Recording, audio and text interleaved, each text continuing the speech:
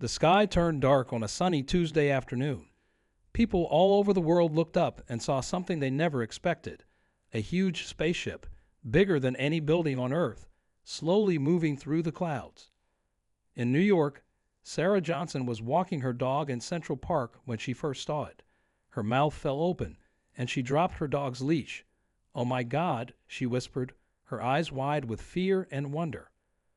Across the ocean in Tokyo, Hiroshi Tanaka was working late in his office when his co-workers started shouting. He ran to the window and saw the massive ship hovering over the city. "It's impossible," he said, but he knew his eyes weren't lying. Within minutes, every TV channel, radio station, and website was talking about the alien ship. People ran into the streets, some scared, some excited, all of them shocked. World leaders quickly gathered in a secret online meeting. The President of the United States spoke first. "We need to stay calm," she said, her voice shaking a little. "We don't know if they're friendly or not." The ship stayed in the sky for hours, not moving, not doing anything. People waited, wondering what would happen next. Some prayed, some partied, and some hid in their homes. As the sun began to set, the ship started to move again. It flew lower and lower, heading towards a big empty field outside of London. People watched on live TV as the ship, as big as a small city, slowly landed on the ground. For a long time, nothing happened. The ship just sat there, quiet and still. Then, with a loud hiss, a door opened in the side of the ship. Everyone held their breath, waiting to see what would come out. Slowly, 3 tall figures stepped out of the ship. They didn't look like the aliens in movies. They were tall and thin, with smooth blue skin and big, kind-looking eyes. They had 4 arms each and moved gracefully as they walked down a ramp from their ship. A brave news reporter, Jack Lee, was the first human to approach them. With cameras rolling, he walked towards the aliens, his hands raised to show he had no weapons. "Welcome to Earth," he said, his voice shaking a little. "We come in peace." The aliens looked at each other, then back at Jack. They made some soft clicking sounds. Then one of them stepped forward. It raised all 4 of its hands, copying Jack's peaceful gesture. People all over the world cheered as they watched on TV. It seemed like the aliens were friendly. But then something strange happened. As Jack got closer to the aliens, they suddenly stepped back. Their big eyes got even bigger, and they made loud, high-pitched noises. They looked scared. Jack stopped, confused. "It's okay," he said softly. "We won't hurt you." But the aliens kept backing away, looking more frightened by the second. More humans started to approach, wanting to see the aliens up close. But with each step the humans took, the aliens looked more terrified. They huddled together, shaking and making distressed sounds. The world watched in confusion. Why were the aliens so scared? Humans were much smaller than them and hadn't done anything threatening. It didn't make sense. As night fell, the aliens quickly went back into their ship. The door closed behind them with a loud bang, leaving everyone stunned and full of questions. World leaders met again, trying to figure out what to do next. "Maybe they're just shy," some said. "Or maybe they think we're dangerous," others worried. No one knew the truth, but one thing was clear. The first meeting between humans and aliens had not gone as anyone expected. As people went to bed that night, they wondered what would happen next. Would the aliens come out again? Would they leave? Or was this just the beginning of something much bigger? The world held its breath, waiting to see what the next day would bring. The next morning, people all over the world woke up early. They wanted to see what would happen with the aliens. The big spaceship was still in the field near London. It looked quiet and peaceful in the early light. At 9 a.m., the ship's door opened again. This time, 5 aliens came out. They moved slowly and carefully, looking around with their big eyes. They seemed less scared than before, but still very careful. A group of humans was waiting nearby. There were scientists, government people, and some regular folks who had been chosen to meet the aliens. They all smiled and tried to look friendly. Dr. Emma Chen, a famous scientist, stepped forward. She held out her hand to shake, just like humans do when they meet someone new. "Hello," she said in a soft voice. "We're happy you're here." The aliens watched her closely. They didn't move at first. Then, very slowly, one alien reached out one of its 4 hands. Everyone held their breath. This was a big moment. But just as the alien's hand was about to touch Dr. Chen's, something weird happened. The alien suddenly jumped back. It made a loud, scared noise. The other aliens also moved back quickly. They all looked very upset. Dr. Chen was shocked. "I'm sorry," she said. "I didn't mean to scare you." But the aliens kept backing away. They were shaking and making frightened sounds. The humans were very confused. They hadn't done anything scary. Why were the aliens so afraid? Some people in the crowd started to get angry. "Why are they acting like this?" One man shouted. "We're being nice to them." The aliens heard the loud voice and got even more scared. They ran back to their ship so fast that one of them fell down. The others helped it up, and they all disappeared inside the ship. The door closed with a loud bang. People all over the world saw this on TV. Many of them started to feel upset. "Maybe the aliens don't like us," some said. "They're being very rude," others complained. News shows talked about the aliens all day. Some people said the aliens were unfriendly. Others thought they might be planning something bad. A few people even said Earth should attack the aliens before they attacked us. But not everyone felt this way. Maria Lopez, a teacher from Mexico, went on TV to talk. "We need to be patient," she said. "The aliens are probably just scared and confused. We should keep trying to be friendly." Some people agreed with Maria, but others didn't listen. They were too upset about how the aliens had acted. That night, a group of angry people marched to the field where the alien ship was. They carried signs saying things like "Go home, aliens," and "Earth for humans." They shouted and made a lot of noise. Inside their ship, the aliens watched on screens. They saw the angry people and got even more scared. They sent a message to their home planet, saying that the humans seemed dangerous. But the aliens didn't know that most humans weren't angry. Many people were still excited to meet them and learn about their world. The problem was, the aliens could only see the loud, angry people outside their ship. As the second day on Earth ended, both humans and aliens were unhappy. The humans thought the aliens didn't like them. The aliens thought the humans wanted to hurt them. It was all a big misunderstanding, but nobody knew how to fix it. The whole world wondered what would happen next. Would the aliens leave? Would humans and aliens ever become friends?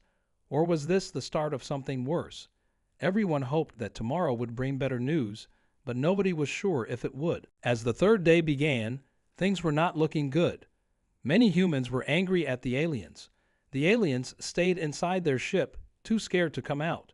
It seemed like nothing could fix this problem. But sometimes, big problems are solved by people who think differently. That's what happened when Dr. Samantha Lee woke up that morning. Dr. Lee was a young scientist who studied how people's brains work. She had been watching the news about the aliens, and she had an idea. What if, she thought, the aliens can feel what we're feeling? It was a crazy idea. No one had ever met aliens who could do that. But Dr. Lee couldn't stop thinking about it. She went to her lab at the university. There she had a special machine that could see how people's brains work when they feel different things. She turned it on and pointed it at the alien ship. At first, nothing happened. The machine just made quiet beeping sounds, but then suddenly, it started to show something strange. The machine was picking up feelings from the ship, but they weren't alien feelings. They were human feelings. The machine showed anger, fear, and confusion. All the things humans near the ship were feeling. Dr. Lee was shocked. "They really can feel what we feel," she said out loud. She knew she had to tell someone about this. She called her boss, Professor Johnson. "You need to come see this," she said. "I think I know why the aliens are so scared." Professor Johnson came to the lab. He looked at the machine and shook his head. "That's impossible," he said. "Aliens can't feel human emotions." "But look at the data," Dr. Lee said. She showed him how the feelings matched what the humans near the ship were feeling. "They're not scared of us," she explained. "They're scared because they can feel our fear and anger." Professor Johnson still didn't believe her. "It's probably just a mistake," he said. "We can't tell anyone about this. They'll think we're crazy." Dr. Lee was upset. She knew she was right, but no one would listen to her. She decided she had to do something herself. She went to the field where the alien ship was. There were still angry people there, shouting at the ship. Dr. Lee took a deep breath and walked towards them. "Please," she said loudly, "we need to calm down. The aliens aren't bad. They're just feeling what we're feeling." Some people stopped shouting and looked at her, but others got even angrier. "Who are you?" One man yelled. "Why are you defending the aliens?" Dr. Lee tried to explain about her discovery, but it was hard to make people understand. Many of them didn't want to listen. As she was talking, something amazing happened. The door of the alien ship opened a little bit. One alien looked out right at Dr. Lee. For a moment, everything was quiet. Dr. Lee felt calm and tried to think friendly thoughts. The alien's big eyes blinked, and it took a small step forward. But then someone in the crowd shouted, and the alien quickly went back inside. The door closed again. Dr. Lee was sad, but also excited. She knew she was right. The aliens could feel emotions. If she could just make other people understand, maybe humans and aliens could be friends. She went back to her lab and started writing a report about what she had found. She sent emails to important scientists and government people. "Please," she wrote, "we need to change how we're acting. The aliens aren't the problem. Our feelings are." As the day ended, Dr. Lee hoped someone would listen to her. She knew this hidden truth could change everything. But would anyone believe her? And even if they did, was it already too late to fix things between humans and aliens? The fate of two worlds now depended on whether people would listen to a young scientist with a crazy-sounding idea. Dr. Lee went to sleep that night hoping that tomorrow would bring a chance to make things right. The next morning, Dr. Lee woke up hoping for good news, but when she turned on her TV, her heart sank. The news wasn't good at all. "Government decides to capture aliens," the headline said. Dr. Lee couldn't believe it. This was exactly what she was afraid would happen. At the military base near the alien ship, General Roberts was talking to his soldiers. "We need to know if these aliens are a threat," he said. "Tonight, we'll go into their ship and bring some of them here." The soldiers looked nervous, but they nodded. They trusted their general and thought he knew best. Meanwhile, inside the alien ship, things were tense. The aliens could feel that something bad was going to happen. They didn't know what, but they were scared. The alien leader, Zax, called a meeting. "We came to Earth for help," Zax said, "but the humans seem angry. Maybe we should leave." The other aliens agreed. They started to get their ship ready to fly away. As the day went on, Dr. Lee tried to tell people about her discovery.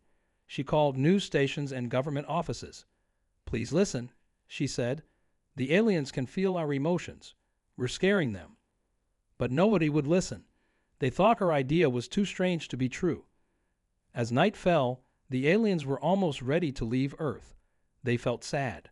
They had hoped to make friends with humans, but everything had gone wrong. Just then, they heard loud noises outside their ship. General Roberts and his soldiers had arrived. They had big guns and were wearing heavy armor.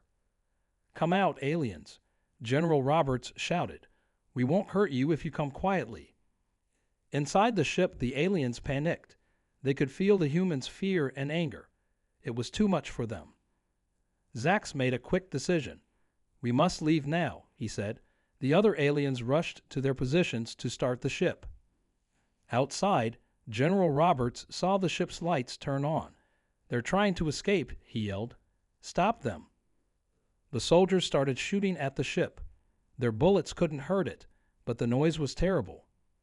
The alien ship began to rise off the ground. It moved slowly at first, then faster and faster. General Roberts was furious. "Bring that ship down," he ordered. Just then, Dr. Lee arrived at the field. She had driven all night to get there. When she saw what was happening, she was horrified. "Stop," she screamed. "You're making a big mistake." But it was too late. The soldiers had brought a special weapon, a big laser gun. They fired it at the alien ship. There was a bright flash and a loud boom. The alien ship shook in the air. For a moment, everyone was quiet. Then, slowly, the ship started to fall back to Earth. Dr. Lee watched in horror as the ship crashed into the field. Smoke and dust went everywhere. As the dust cleared, everyone could see that the ship was badly damaged. The door was bent and broken. Suddenly, the door opened. An alien stepped out, but it looked hurt. It held up all four of its hands, trying to show it didn't want to fight. But the soldiers were too scared and confused. One of them fired his gun. The alien fell to the ground. Everyone gasped. This was a terrible mistake. More aliens came out of the ship. They looked scared and angry. Some of them helped the hurt alien, while others made loud, angry noises at the humans. Dr. Lee knew this was very, very bad. The aliens had come in peace, and humans had attacked them. How could they ever fix this? As the night ended, both humans and aliens were afraid and angry. What had started as a misunderstanding had turned into something much worse. Now, Dr. Lee wondered if there was any way to make peace between humans and aliens. The fate of both worlds hung in the balance, all because of one big mistake. The morning after the big mistake, the whole world was in shock. Pictures of the damaged alien ship and the hurt alien were on every TV and phone screen. People were scared and angry. Some blamed the military, others blamed the aliens. It seemed like things couldn't get any worse. But in the middle of all this chaos, something unexpected happened. A group of ordinary people decided to do something extraordinary. It started with Dr. Lee. After the terrible night, she knew she had to act fast. She called her friend Tom, a local shopkeeper. "Tom, I need your help," she said. "We need to protect the aliens." Tom was surprised. "Protect the aliens? But they're dangerous, aren't they?" "No, Tom," Dr. Lee explained. "They're just scared. They can feel our emotions. We've been scaring them this whole time." Tom thought for a moment. Then he said, "Okay, I believe you. What can we do?" Dr. Lee smiled. "Gather as many kind people as you can. Meet me at the crash site in an hour." Meanwhile, at the crashed ship, things were tense. Soldiers surrounded the ship, guns ready. The aliens inside were too afraid to come out. General Roberts was there, looking worried. He knew he had made a big mistake, but he didn't know how to fix it. Just then, Dr. Lee arrived with Tom and about 50 other people. They carried signs that said things like, "We're sorry," and "Let's be friends." They all looked determined. "What's going on here?" General Roberts demanded. Dr. Lee stepped forward. "We're here to help," she said. "These people believe me about the aliens. We want to show them kindness." The general looked unsure, but before he could say anything, something amazing happened. The door of the alien ship opened. Slowly, carefully, an alien came out. It looked around, its big eyes blinking in the sunlight. Everyone held their breath. What would happen next? Then, a little girl named Mia broke away from her mother and ran towards the alien. "Hello," she said, smiling. "I'm sorry we scared you. Do you want to be friends?" The alien looked at Mia. It seemed surprised. Then, slowly, it reached out one of its hands. Mia gently took the alien's hand. "Your hand feels funny," she giggled, "but nice." Suddenly, the alien made a sound. It wasn't a scared sound like before. It sounded almost like laughter. More aliens came out of the ship. They saw Mia and the first alien holding hands. They felt the kindness and curiosity coming from the group of people with Dr. Lee. Slowly, the aliens started to relax. They began to make friendly gestures towards the humans. Dr. Lee turned to General Roberts. "See," she said, "they're not here to hurt us. They just wanted to be understood." The general nodded slowly. I think you're right," he admitted. "We've made a terrible mistake." As the day went on, more people joined Dr. Lee's group. They brought food and water for the aliens. Some brought tools to help fix the ship. The aliens, feeling the kindness from these humans, started to communicate more. They used pictures and gestures to explain why they had come to Earth. Dr. Lee gasped when she understood. "Their planet is dying," she told the others. "They came here for help." This news spread quickly. People all over the world were shocked. The aliens weren't invaders. They were refugees. As night fell, something beautiful happened. Humans and aliens worked together to repair the ship. They shared food and tried to learn each other's languages. Dr. Lee watched all this with tears in her eyes. "We did it," she said to Tom. "We became the unexpected heroes these aliens needed." Tom nodded. "And maybe," he said, "they're the unexpected heroes we needed too. They're teaching us how to be kind and understanding." As the stars came out, humans and aliens looked up at the sky together. There was still a lot of work to do, but for the first time since the aliens arrived, there was hope. The unexpected heroes, Dr. Lee, Tom, little Mia, and all the kind people who chose friendship over fear, had changed everything. They showed that even after a big mistake, there's always a chance to make things right. The next morning, the world woke up to a new reality. Humans and aliens were no longer enemies. They were becoming friends. News reporters from all over the world came to the field where the alien ship had crashed. They wanted to see this amazing change for themselves. Dr. Lee stood in front of the cameras. She explained how the aliens could feel human emotions. "We scared them by accident," she said, "but now we understand each other better." The alien leader, Zax, stood next to Dr. Lee. He used a special computer to translate his words into human language. "We came to Earth for help," Zax said. "Our planet is dying. We need a new home." People watching on TV were surprised. They had thought the aliens wanted to take over Earth. Now they knew the truth. World leaders had a big meeting to talk about what to do. Some were still scared of the aliens. Others wanted to help them right away. Finally, they made a decision. The President of the United States spoke on TV. "We will help the aliens," she said. "They came to us in need, and we will not turn them away." Many people cheered when they heard this. They were happy that humans were doing the right thing. But there was still a problem. The alien ship was badly damaged. It couldn't fly back to their planet to bring more aliens to Earth. That's when humans and aliens started to work together in an amazing way. Scientists from all over the world came to study the alien ship. They learned how it worked and were amazed by its technology. "If we can understand this," one scientist said, "we might be able to build our own ships to travel to the stars." The aliens were happy to share their knowledge. They showed humans how to make new materials and use energy in better ways. Together, humans and aliens started to build a new ship. It would be big enough to bring all the aliens from their dying planet to Earth. As they worked, humans and aliens became close friends. They learned each other's languages and shared stories about their worlds.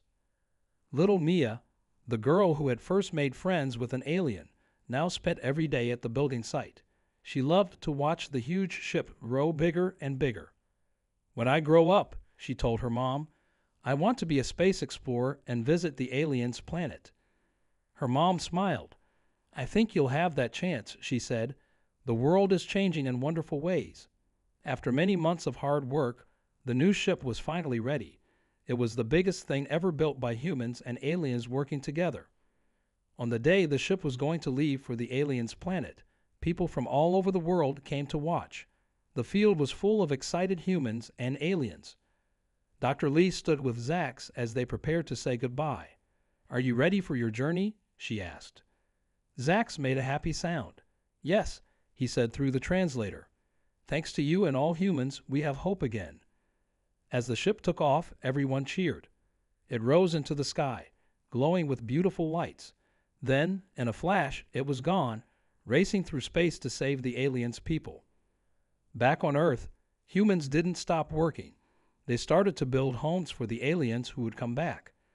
They also used the new technology they had learned to make Earth a better place. "This is just the beginning," Dr. Lee said to Tom as they watched the sky that night. "Who knows what we'll discover next?" Tom nodded.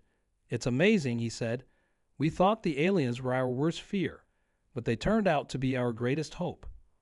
As the stars twinkled above, humans everywhere looked up with new eyes. The universe didn't seem so scary anymore. Instead, it was full of wonder and new friends to meet. The story of humans and aliens had started with fear and misunderstanding, but it had become a tale of friendship, hope, and a new beginning for both worlds.